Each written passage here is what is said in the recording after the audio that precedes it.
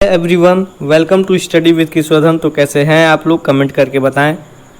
इस वीडियो में हम लोग क्लास 10th चैप्टर फर्स्ट जो कि है केमिकल रिएक्शंस और इक्वेशंस के बेस्ड पर ट्रू और फॉल्स के जितने भी क्वेश्चन हो सकते हैं और fill in the blanks, case based questions, assertion reason based question, short answer type questions, very short answer type questions, long answer type questions, इन सब को हम लोग इस वीडियो में देखने वाले हैं। इसका जो MCQ टाइप्स के क्वेश्चंस हैं उनका एक सेपरेट वीडियो बना है, उसका लिंक जो है आप लोगों को इस वीडियो के डिस्क्रिप्शन में मिल जाएगा, वहां से आप लोग जाकर उस वीडियो को देख सकते हैं। और जो इस चैप्टर का जो थ्योरी पार्ट है उसका जो वीडियो है उसका एक सेपरेट वीडियो बना है, उसका भी लिंक आप लोगों को इस वीडियो के डिस्क्रिप्शन में मिल जाएगा, वहां से आप लोग जाकर उस दोनों वीडियो को देख सकते हैं। और आप लोग को PDF भी प्रोवाइड कराई गई है, तो उस वीडियो को भी जाके आप लोग देख सकते हैं।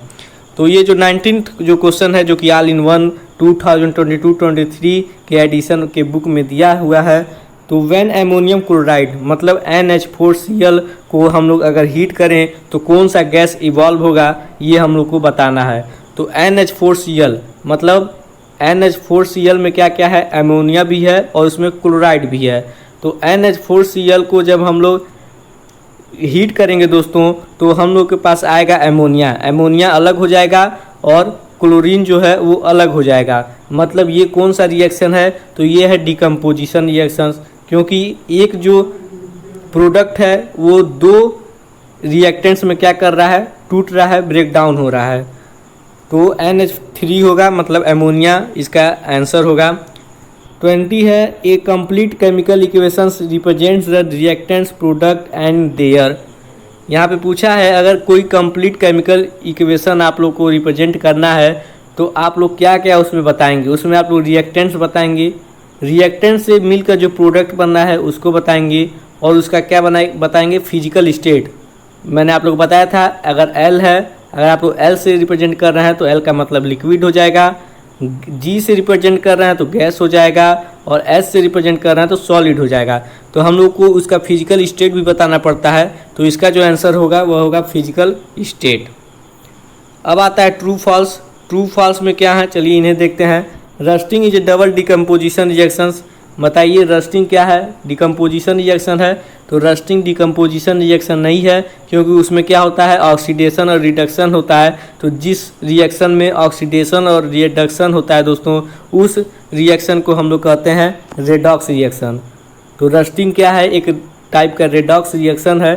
तो ये जो स्टेटमेंट है कि रस्टिंग क्या है, डिकम्पोजिशन रिएक्शन है, ये स्टेटमेंट फॉल्स है। मतलब रस्टिंग क्या है, एक रेडॉक्स रिएक्शन है। In decomposition reaction one reactant produce 2 और मोर प्रोडक्ट्स। डिकम्पोजिशन रिएक्शंस में क्या होता है, एक रिएक्टेंट दो या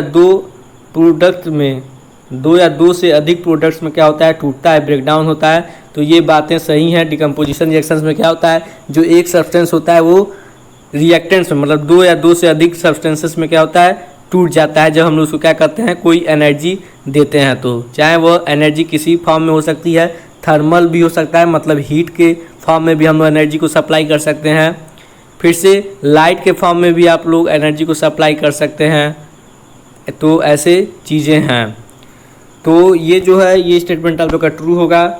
अब आता है 23rd क्वेश्चन जो कि है when A strip of copper is introduce in A solution of zinc sulphate. Zinc sulphate का फार्मूला क्या होगा, कमेंट करके बताएं। Zinc is a precipitated out. Zinc क्या हो जाएगा, प्रेसिपिटेटेड आउट हो जाएगा। मतलब यहाँ पे दिया है अगर हम लोग कॉपर के एक स्ट्रिप को जिंक सल्फेट के सॉल्यूशन में क्या करेंगे, इंट्रोड्यूस करेंगे, मतलब उसको ऐड करेंगे, तो जिंक इज प्रेसिपिटेटेड आउट। तो जिंक क्या हो जाएगा, प्रेसिपिटेट हो जाएगा। तो सबसे पहले इसको थोड़ा आप लोग समझेंगे। कॉपर है, कॉपर का कोई स्ट्रिप है और उसको हम लोग ऐड कर रहे हैं किसमें, जिंक सल्फेट में, मतलब ZnSO4 में। तो इसमें क्या होगा बताइए। तो इसमें जो है कॉपर और जिंक, इस दोनों में से कौन सा ज़्यादा रिएक्टिव है, पहले इसे आप लोग समझें। तो कौन सा ज़्यादा रिएक्टिव है, मतलब इसका क्या बनेगा, इसको आप लोग को बताना है। मतलब ये कौन सा रिएक्शन हो रहा है तो बताना है। तो इसमें बता रहा है कि जो जिंक है वो प्रेसिपिटेट आउट हो जाएगा। तो ये गलत है, क्योंकि इन दोनों में से कॉपर और जिंक दोनों में से कॉपर जो है वो लेस रिएक्टिव है देन जिंक। तो जिंक का जिंक को कॉपर क्या डिस्प्लेस नहीं कर पाएगा, तो जिंक SO4 मतलब जिंक सल्फेट में ही रहेगा और कॉपर अलग ही रहेगा।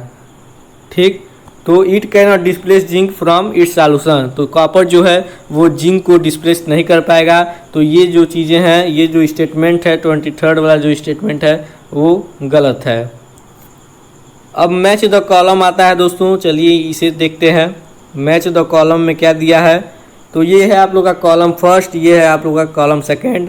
आप लोग को बताना है, ये कॉलम सेकेंड में बताया गया है कलर ऑफ प्रिसिपिटेट, प्रिसिपिटेट का आप लोग कलर बताना है, और यहाँ पे कॉलम फर्स्ट में रिएक्शन बताना है।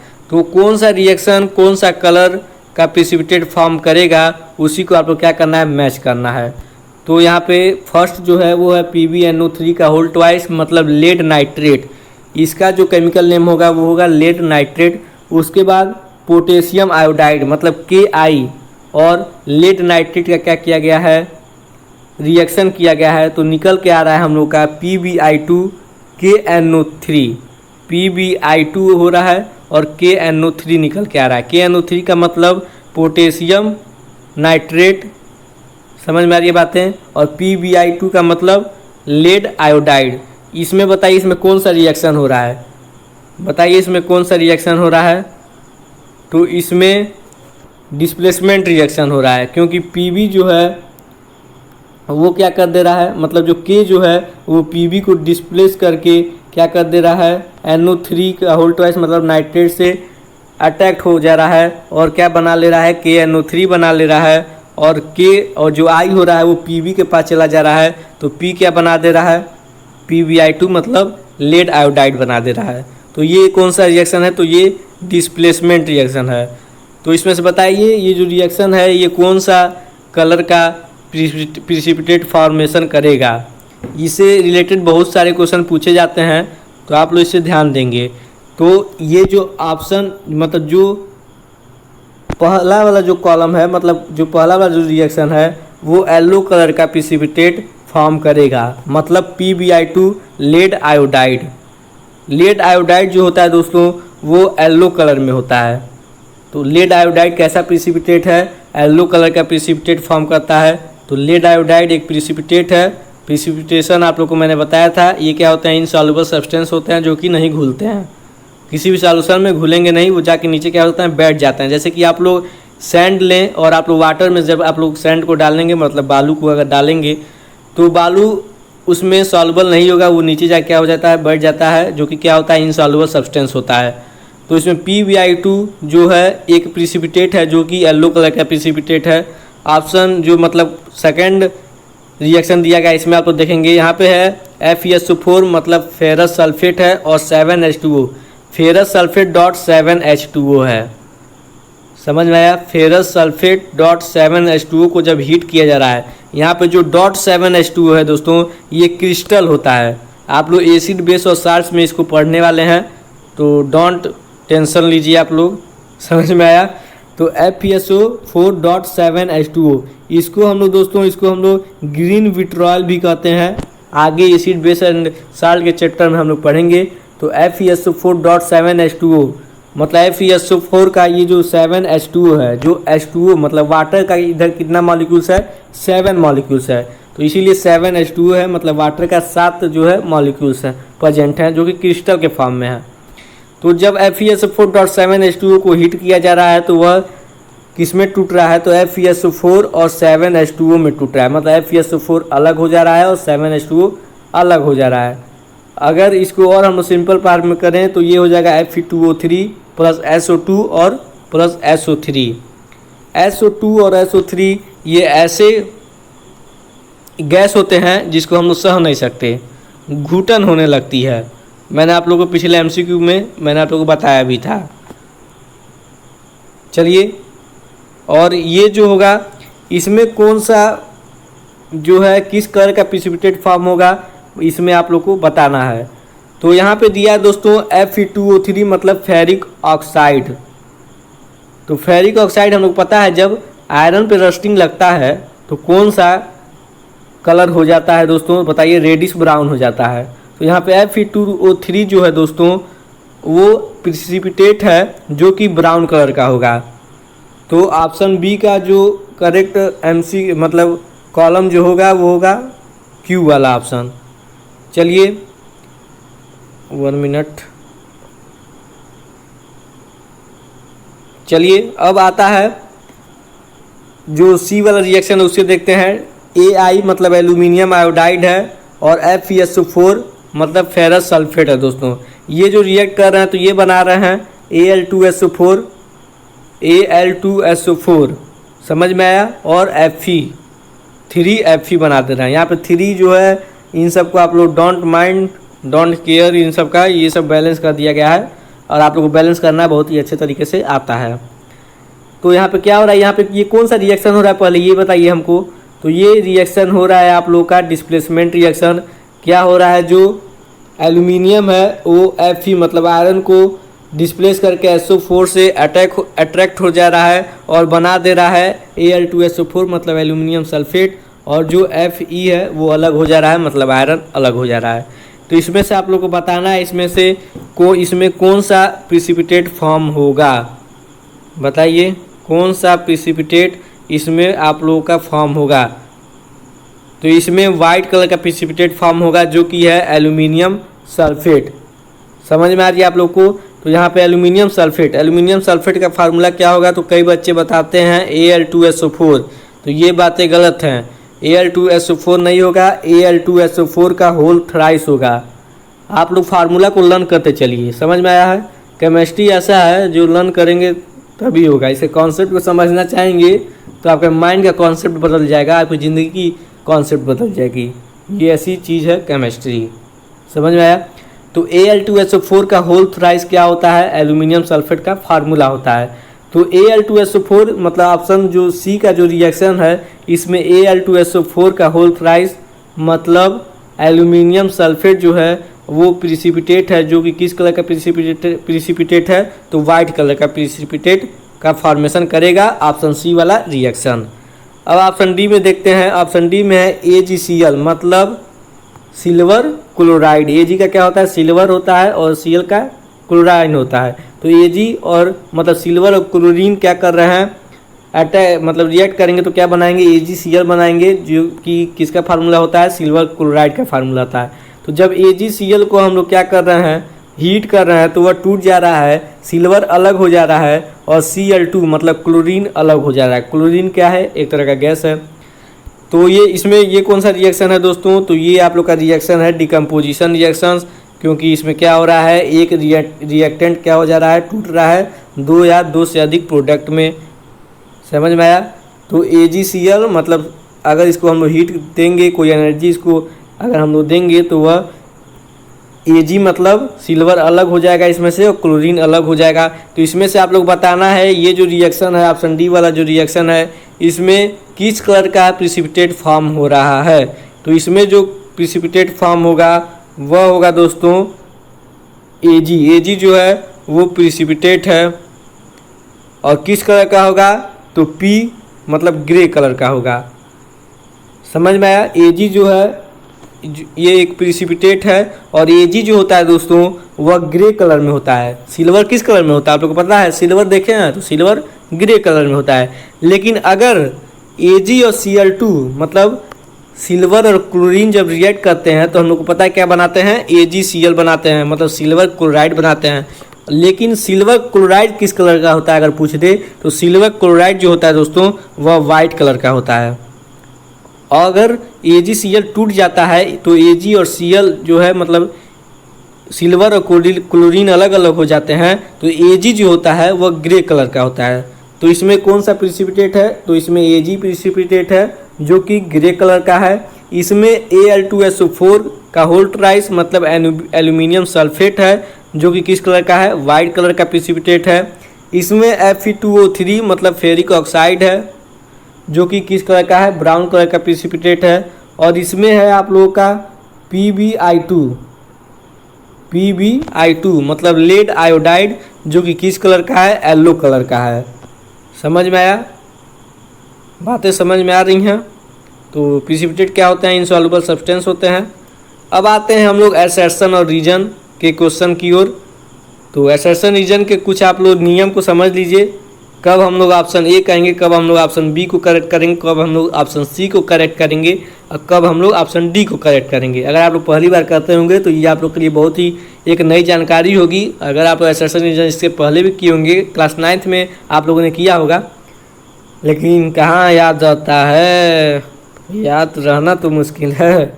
तो चलिए इसमें डायरेक्शन दिया गया है। इसमें जो क्वेश्चन नंबर 25 से लेकर 25 से लेकर 1 मिनट 25 से लेकर 30 तक जो भी क्वेश्चन दिए गए हैं वह किसके बेस्ड पर हैं, तो असर्शन रीजन के बेस्ड पर क्वेश्चन है।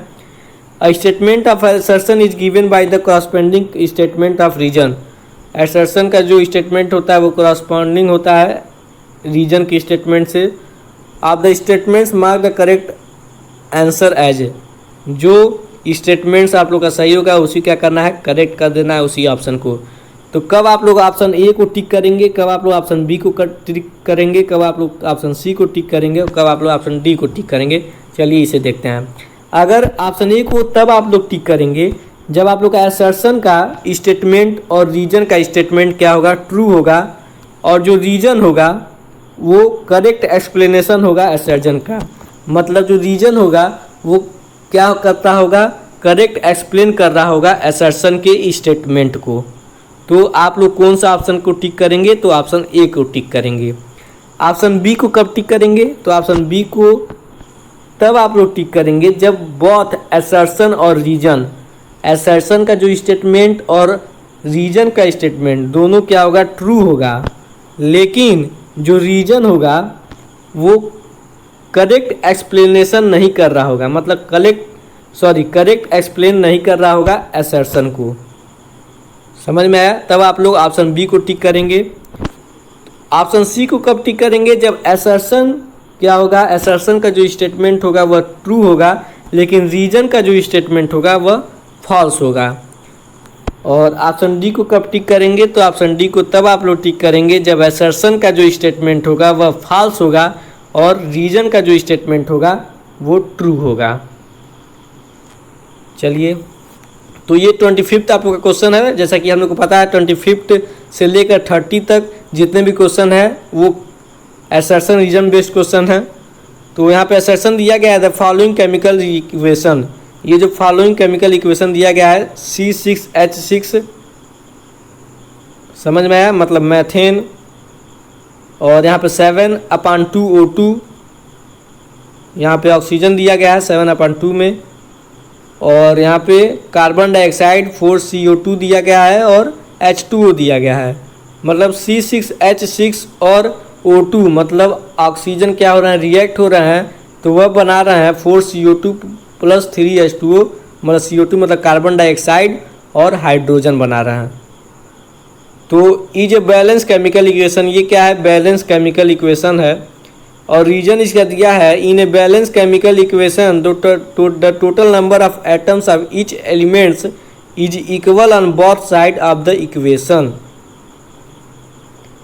बैलेंस केमिकल इक्वेशन उसी को कहते हैं जो तब उसी को क्या कहते हैं, बैलेंस केमिकल इक्वेशन कहते हैं दोस्तों, जिसका नंबर ऑफ एटम्स जो होता है एलिमेंट्स का वो बोथ साइड, मतलब लेफ्ट हैंड साइड और right hand side, both side क्या होता है, जो एटम्स होते हैं, जो नंबर ऑफ एटम्स होते हैं एलिमेंट्स के वह इक्वल होते हैं, नंबर में क्या होते हैं, इक्वल होते हैं। तो उसी को हम लोग क्या कहते हैं, chemical equation, balance chemical equation कहते हैं। तो ये हम लोग को पता है। तो यहाँ पे रीजन तो ट्रू दिया गया है, लेकिन असर्शन को पता करते हैं, ये तो हम लोग को दे दिया, कहा है ये केमिकल इक्वेशन है, और ये कैसा केमिकल इक्वेशन है, ये कहा है बैलेंस केमिकल इक्वेशन है। लेकिन हम लोग का फर्ज क्या होता है, हम लोग भी देखें कि ये बैलेंस केमिकल इक्वेशन सही में है कि नहीं है। तो यहाँ पे सी जो मतलब जो कार्बन है वो 12 में है, 2 × 6 कितना होता है, 12 होगा। तो इधर जो है मतलब लेफ्ट हैंड साइड में जो कार्बन का एटम्स है वो 12 है, कितना है, 12 है। और अब हम लोग लेफ्ट हैंड साइड में देखते हैं, तो लेफ्ट हैंड साइड में कार्बन का जो एटम है वो है कितना, 4। यहाँ पे देख सकते हैं कार्बन का जो एटम है वो है 4। तो इससे हम लोग को ये पता चलता है कि जो असर्शन दिया गया है, असर्शन जो दिया गया है, जो असर्शन में जो इक्वेशन दिया गया है केमिकल इक्वेशन, ये बैलेंस केमिकल इक्वेशन नहीं है, ये एक अनबैलेंस केमिकल इक्वेशन है। समझ में आया? मतलब ये बैलेंस केमिकल इक्वेशन नहीं है, मतलब जो असर्शन है वो क्या है, वह फॉल्स है, और जो रीजन है वो क्या है, ट्रू है। तो जब ऐसा केस बनता है, जब असर्शन का स्टेटमेंट फॉल्स होता है और रीजन का स्टेटमेंट ट्रू होता है, तो हम लोग कौन से ऑप्शन को करेक्ट करते हैं? तो ऑप्शन डी को हम लोग करेक्ट करते हैं, क्योंकि हम लोग जानते हैं असर्शन इज फॉल्स। क्या है यहाँ पे, क्या है, असर्शन फॉल्स है, लेकिन रीजन क्या है, ट्रू है। In balance chemical equation the total number of atoms of each elements are equal on both sides of the equation. Balance chemical equation में क्या होता है, ईच एलिमेंट्स के जितने भी नंबर ऑफ एटम्स होते हैं वो बोथ साइड्स क्या होते हैं, इक्वल होते हैं। तो इसीलिए जो the correct balance chemical equation, जो इसका करेक्ट केमिकल बैलेंस इक्वेशन होगा दोस्तों, तो ये होगा 2C2H6 + 7O2, उसके बाद arrow equal to 4CO2 + 6H2O। समझ में आया? तो ये आप लोग का बैलेंस केमिकल इक्वेशन होगा। चलिए इसे भी देख सकते हैं। तो यहाँ पे कार्बन कितना है, लेफ्ट हैंड साइड में 12 है, राइट हैंड साइड में कार्बन कितना है, सॉरी इधर कितना है, कार्बन कितना है, 4 है लेफ्ट हैंड साइड में। राइट हैंड साइड में देख सकते हैं कार्बन कितना है, 4 है। हाइड्रोजन इधर कितना है, तो हाइड्रोजन इधर है 12, इधर आप देख सकते हैं इधर भी हाइड्रोजन कितना है, 12 है। फिर से ऑक्सीजन को देख सकते हैं, ऑक्सीजन इधर कितना है लेफ्ट हैंड साइड में, तो 14 है, और इधर आप लोग देख सकते हैं ऑक्सीजन, या इधर ऑक्सीजन यहाँ पे 8 हो गया, 4 × 2 8 है, और यहाँ पे कितना ऑक्सीजन है, तो 6 है। 8 और 6 को जब हम ऐड करेंगे तो कितना होगा, 14 होगा। समझ में आई बातें? 26 वाले क्वेश्चन की ओर चलते हैं। तो 26 वाला जो क्वेश्चन है दोस्तों, दिया है, ये इक्वेशन दिया गया है केमिकल इक्वेशन, जो कि Fe2O3 मतलब फेरिक ऑक्साइड है और एल्यूमिनियम आयोडाइड है Ai। जब ये रिएक्ट कर रहे हैं तो बना रहे हैं Al2O3 मतलब एल्यूमिनियम ऑक्साइड और आयरन बना रहे हैं। तो इधर क्या हो रहा है, ये कौन सा रिएक्शन है, तो ये आप लोग का ये आप लोग का डिस्प्लेसमेंट रिएक्शन है, डिस्प्लेसमेंट रिएक्शन है, क्योंकि यहाँ पे क्या कर रहा है, जो एल्यूमिनियम है दोस्तों, जो एल्यूमिनियम है वो क्या कर रहा है, आयरन को डिस्प्लेस करके O3 से क्या हो जा रहा है, चिपक जा रहा है, और क्या बना ले रहा है, एल्यूमिनियम ऑक्साइड Al2O3 बना ले रहा है, और आयरन क्या हो जा रहा है, बेचारा अलग हो जा रहा है, क्योंकि एल्यूमिनियम क्या है, आयरन से ज़्यादा रिएक्टिव है। The above chemical equation is an example of displacement reaction. जो ऊपर दिया गया हुआ जो ये रिएक्शन है, ये कौन सा रिएक्शन है, तो ये डिस्प्लेसमेंट रिएक्शन है। तो ये बातें हम लोग को सही है, मतलब जो असर्शन है वो क्या है, करेक्ट है। चलिए अब रीजन दिया है, aluminium being more reactive than iron displace Fe from its oxide.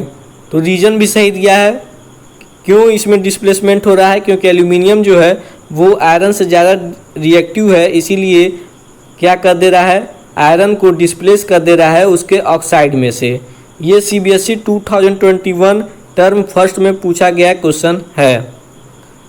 तो हम लोग को यहाँ पे दिखाई दे रहा है असर्शन और रीजन क्या है, दोनों करेक्ट हैं, दोनों के स्टेटमेंट क्या है, सही हैं। और असर्शन क्या कर रहा है, रीजन मतलब जो रीजन क्या कर रहा है, असर्शन को एक्सप्लेन कर रहा है, मतलब जो रीजन का स्टेटमेंट है वो असर्शन के स्टेटमेंट को क्या कर रहा है, एक्सप्लेन कर रहा है, करेक्टली एक्सप्लेन कर रहा है। तो ऐसा जब केस आता है तो ऑप्शन ए होता है, क्योंकि हम लोग पता है अगर असर्शन और रीजन दोनों स्टेटमेंट क्या है, ट्रू है, और रीजन क्या कर रहा है, करेक्टली एक्सप्लेन कर रहा है असर्शन के स्टेटमेंट को, तो कौन सा ऑप्शन रहता है, तो ऑप्शन ए रहता है। तो ये इसका जो आंसर होगा वो होगा ऑप्शन ए, जो कि both assertion and reason are true and reason is the correct explanation of assertion. क्या है इसमें, असर्शन और रीजन जो है वो दोनों करेक्ट हैं, मतलब दोनों ट्रू हैं, और रीजन क्या कर रहा है, करेक्टली एक्सप्लेनेशन कर रहा है किसका, असर्शन का। तो Fe2O3 जब एल्यूमिनियम से रिएक्ट होता है तो Al2O3 मतलब एल्यूमिनियम ऑक्साइड बनता है और Fe आयरन बनता है।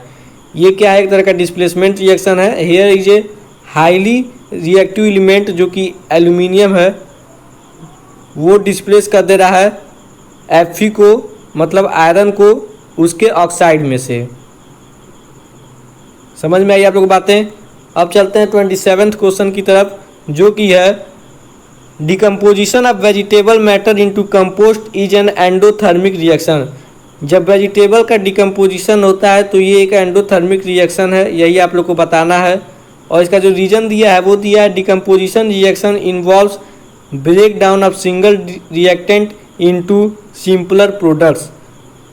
तो रीजन दिया है डिकम्पोजिशन जो रिएक्शन होता है वो इन्वॉल्व करता है क्या, सिंगल रिएक्टेंट क्या टूटता है, दो या दो से अधिक प्रोडक्ट्स में टूटता है, सिंपलर प्रोडक्ट्स में टूटता है। तो आप लोग को बताना है कौन सा ऑप्शन सही है। तो देखिए फॉल्स यहाँ पे जो है, सॉरी 1 मिनट, रीजन जो दिया है वो सही दिया है, रीजन का जो स्टेटमेंट है वो ट्रू है, लेकिन असर्शन का जो स्टेटमेंट है वो ट्रू नहीं है। क्योंकि जब वेजिटेबल का डिकम्पोजिशन होता है तो ये एंडोथर्मिक रिएक्शन नहीं होता है, ये एक एक्जोथर्मिक रिएक्शन होता है। जब वेजिटेबल मैटर क्या करता है, कंपोस्ट होता है, तो वह एक एक्जोथर्मिक रिएक्शन होता है क्योंकि उसमें हीट इवॉल्व होता है।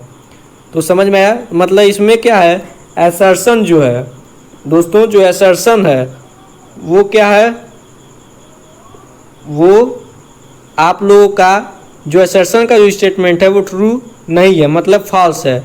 और जो रीजन का स्टेटमेंट है वो क्या है, ट्रू है। समझ में आ रही है बातें। तो ऐसा जब केस होता है, जब असर्शन क्या होता है, फॉल्स होता है, और जो रीजन होता है वो ट्रू होता है, तो ऑप्शन डी वाला केस होता है। मतलब ऑप्शन डी जो रहेगा आप लोग का करेक्ट आंसर रहेगा। असर्शन जो है, असर्शन का जो स्टेटमेंट है वो फॉल्स है और रीजन का जो स्टेटमेंट है वो ट्रू है। समझ में आई बातें। तो इसके सॉल्यूशन को भी हम लोग देख लेते हैं। The decomposition of vegetable matter into compost is an example of exothermic reaction. Vegetable का जब डिकम्पोजिशन होता है, जब वह कंपोस्ट होते हैं वेजिटेबल मैटर, तो ये एक एक्जोथर्मिक रिएक्शन होता है, एंडोथर्मिक रिएक्शन नहीं होता। Hence given assertion is false, इसीलिए जो असर्शन जो स्टेटमेंट दिया गया है वो क्या है, फॉल्स है। और रीजन जो दिया गया है, रीजन का जो स्टेटमेंट है वो ट्रू है। एज डिकम्पोजिशन रिएक्शन पे अगर देखा जाए तो involve break down of single reaction into simpler products. क्या होता है डिकम्पोजिशन रिएक्शन से हम लोग पता है, एक सिंपल मतलब एक सिंगल जो प्रोडक्ट होता है, सिंगल एक रिएक्टेंट क्या करता है, दो या दो से अधिक प्रोडक्ट्स में टूटता है, ब्रेक डाउन होता है, दो या दो से अधिक प्रोडक्ट को फॉर्म करता है, तो वह होता है डिकम्पोजिशन रिएक्शन। तो ये आप लोग का ऑप्शन डी सही होगा। अब चलते हैं 28 क्वेश्चन की ओर, जिसमें क्या दिया गया है, जिसमें दिया गया है असर्शन जो कि in the following chemical equation दिया गया है दोस्तों, जो कि ये है केमिकल इक्वेशन आप लोग का। कॉपर ऑक्साइड CuO जो कि सॉलिड में है, इसका जो फिजिकल स्टेट दिया गया है वो क्या है, सॉलिड है।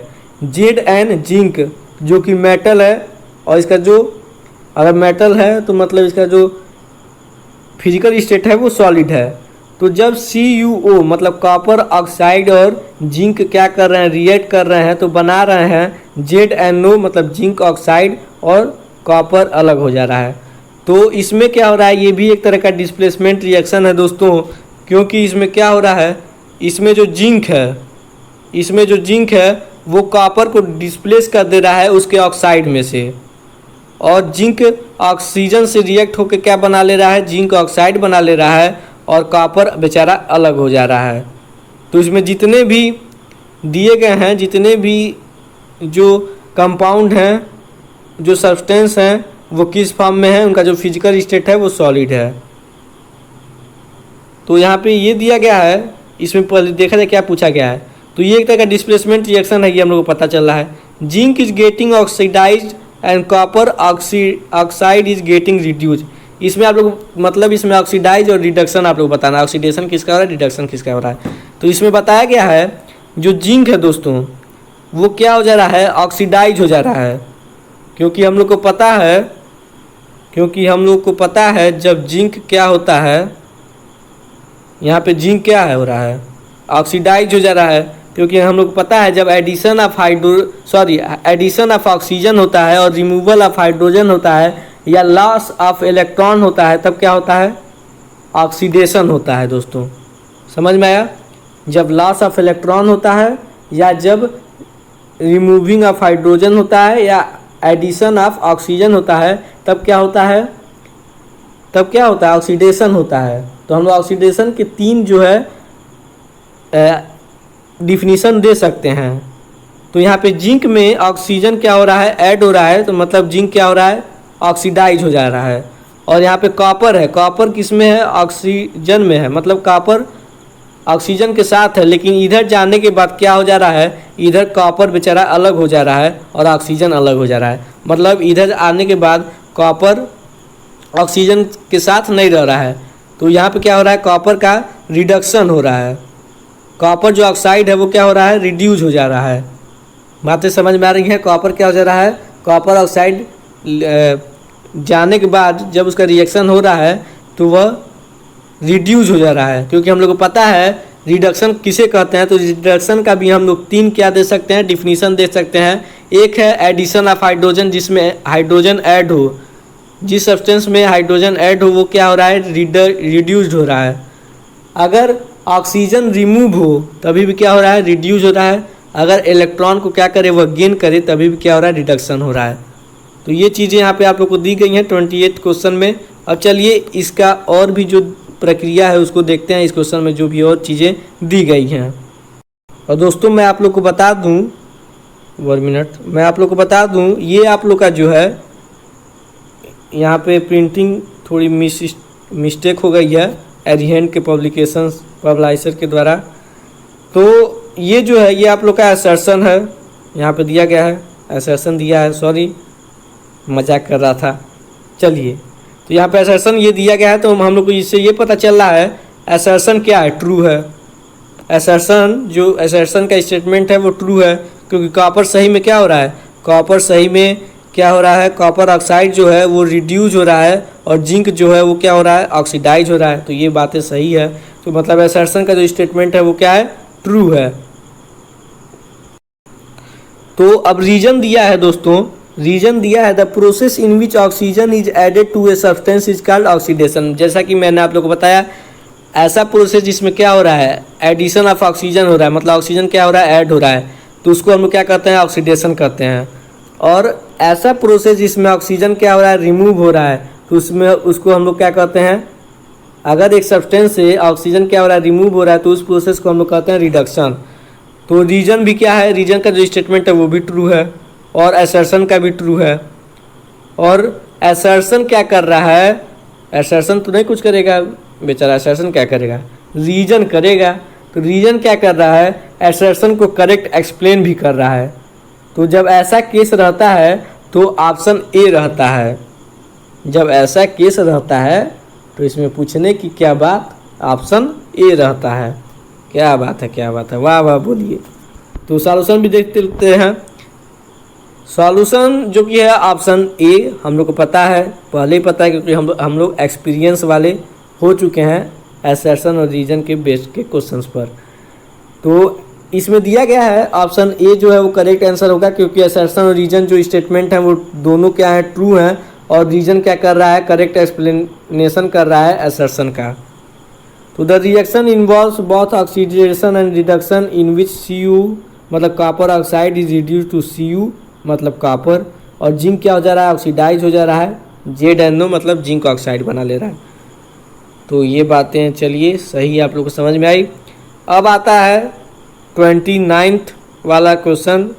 क्यूकलाइम मतलब CaO, कैल्शियम ऑक्साइड को हम क्या कहते हैं? क्यूकलाइम कहते हैं। ये रिएक्ट कर रहा है विग्रेसली with water releasing a large amount of heat. ये क्या कर रहा है? H2O से रिएक्ट कर रहा है और क्या कर रहा है? बहुत तेज़ी से रिएक्ट कर रहा है। विग्रेसली बहुत तेज़ी से रिएक्ट कर रहा है और लार्ज अमाउंट ऑफ हीट क्या कर रहा है? प्रोड्यूस कर रहा है। तो हम लोग को पता है जब कैल्शियम ऑक्साइड वाटर से जब मिलता है तो बनता है CaOH का होल ट्वाइस, जिसको हम लोग कहते हैं कैल्शियम हाइड्रोक्साइड, और जिसको हम लोग एक और नाम से जानते हैं जो कि होता है क्या होता है बताइए? जो कि होता है स्लैक्ड लाइम। और क्या हो रहा है? हीट भी प्रोड्यूस हो रहा है। तो हम लोग को पता है जब कैल्शियम ऑक्साइड हाइड्रोजन नहीं H2O, मतलब वाटर से रिएक्ट करता है तो क्या बनाता है, कैल्शियम हाइड्रोक्साइड बनाता है और लार्ज अमाउंट में क्या करता है, हीट को भी प्रोड्यूस करता है। इतने बातें समझ में आई। तो the above chemical reaction is an exothermic reaction. जब हीट को क्या करेगा, वह प्रोड्यूस करेगा, हीट को जब इवॉल्व करेगा तो वह रिएक्शन कैसा होगा, तो एक्सोथर्मिक रिएक्शन होगा। ये भी हम लोग को पता है। तो असर्शन और रीजन दोनों स्टेटमेंट जो है दोस्तों वो दोनों ट्रू हैं। तो मतलब और क्या कर रहा है, रीजन क्या कर रहा है, असर्शन को करेक्ट एक्सप्लेन भी कर रहा है। तो मतलब ऑप्शन ए क्या होगा, करेक्ट आंसर होगा, क्योंकि असर्शन और रीजन क्या है, दोनों करेक्ट हैं। और रीजन क्या कर रहा है, करेक्ट एक्सप्लेनेशन कर रहा है असर्शन का। इन एक्सोथर्मिक रिएक्शन में क्या होता है, हीट क्या होता है, रिलीज होता है, या हीट क्या होता है, इवॉल्व होता है along with the formation of product. Products के फॉर्मेशन के साथ साथ क्या होता है, हीट भी रिलीज होता है या इवॉल्व होता है। तो ये 29 क्वेश्चन लुलू पुलू वाला क्वेश्चन था। चलिए अब क्वेश्चन 30 देखते हैं। तो ये है हम लोग का last assertion reason based question, जो कि है 30 क्वेश्चन, क्योंकि हम लोग पता है 25 से 30 तक क्या था, असर्शन बेस्ड क्वेश्चन था। तो अब आता है असर्शन दिया, photosynthesis is considered as endothermic reaction.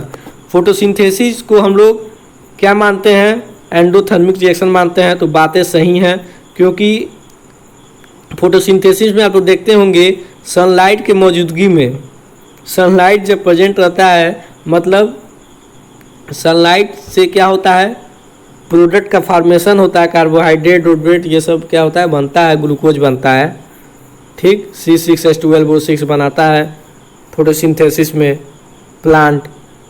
किसके मौजूदगी में, सन के मौजूदगी में। मतलब सनलाइट क्या करता है, हीट इन लोग को देता है, तभी ये लोग बना पाते हैं। लोग खाना बनाने के लिए, हम लोग को भी खाना बनाने के लिए हीट की ज़रूरत होती है, वैसे ही प्लांट सबको भी खाना बनाने के लिए हीट की ज़रूरत होती है, जो कि सनलाइट से मिलती है।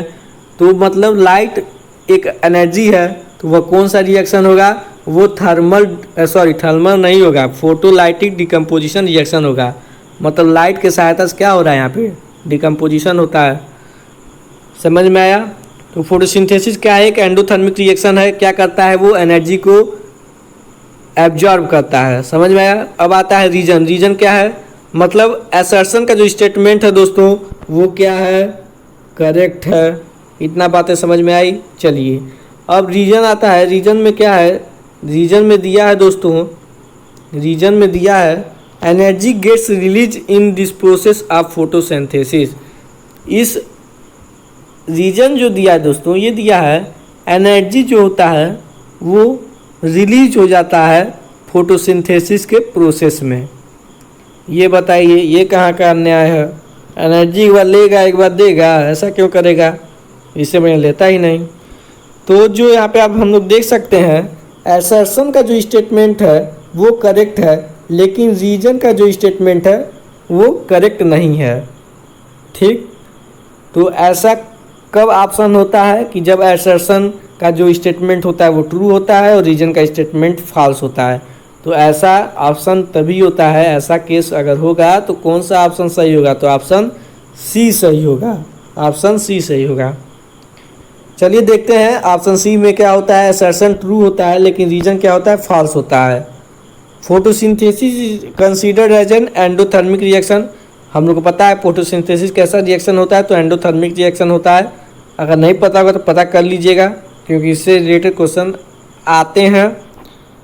Because energy in the form of sunlight is absorbed by the green plants, क्योंकि ग्रीन प्लांट्स के द्वारा क्या होता है, सनलाइट से एनर्जी को एब्जॉर्ब किया जाता है। तो जिसमें क्या होता है, जिसमें एनर्जी एब्जॉर्ब होती है वह कैसा रिएक्शन होता है, तो वह होता है एंडोथर्मिक रिएक्शन। और जिसमें एनर्जी या हीट क्या होते हैं, इवॉल्व होते हैं, रिलीज होते हैं, तो वह कौन सा रिएक्शन होता है, तो एक्सोथर्मिक रिएक्शन। तो यहाँ पे आप लोग का असर्शन रीजन बेस्ड के जितने भी क्वेश्चन हैं वो हुए आप लोग के समाप्त। अब आता है आप लोग का केस बेस्ड क्वेश्चन। तो चलिए इसे अब हम लोग समझते हैं। तो दोस्तों जो आप लोग का असर्शन रीजन बेस्ड क्वेश्चन था वो होता है आप लोग का समाप्त। और मैं सोच रहा हूँ कि केस बेस्ड जो क्वेश्चन है उसके लिए एक सेपरेट वीडियो बनाऊँ, और इसमें आप लोगों ने असर्शन रीजन को देखा, फिल इन द ब्लैंक्स को देखा, ट्रू फॉल्स को देखा। तो ये वीडियो मैं चाह रहा हूँ, ये वीडियो ज़्यादा लंबा हो रही है, लॉन्ग वीडियो हो रही है, तो आप लोग लॉन्ग वीडियो को आप लोग देखने में भी आप लोगों को परेशानी होती है। तो इसलिए मैं चाह रहा हूँ case based question, short answer के जो क्वेश्चंस हैं, वेरी शॉर्ट आंसर के जो क्वेश्चंस हैं, लॉन्ग आंसर के क्वेश्चंस हैं, उनका अलग अलग सेपरेट वीडियो में बनाऊं। तो ये अच्छा शायद मेरे ख्याल से रहेगा और आप लोग के लिए भी अच्छा रहेगा। तो इसका जो PDF है उसका लिंक आप लोग को डिस्क्रिप्शन में मिल जाएगा, और जो केमिकल रिएक्शंस और इक्वेशंस का जो थ्योरी वाला लेक्चर का जो वीडियो है उसका भी लिंक आप लोग को डिस्क्रिप्शन में मिल जाएगा, और MCQ बेस्ड क्वेश्चन जो मैंने कराया हूँ उसका भी लिंक आप लोग को डिस्क्रिप्शन में मिल जाएगा उस वीडियो का, और उस वीडियो का भी PDF उन वीडियो के डिस्क्रिप्शन में उस PDF का लिंक मिल जाएगा। तो चलिए यहाँ पे आप लोग का होता है इस वीडियो का समाप्ति। तो जय हिंद, जय भारत। तो अगले वीडियो में ऐसे ही जोश के साथ मिलिएगा जिसमें हम लोग करेंगे केस बेस्ड क्वेश्चंस। तो जय हिंद, जय भारत, जय जवान, जय किसान।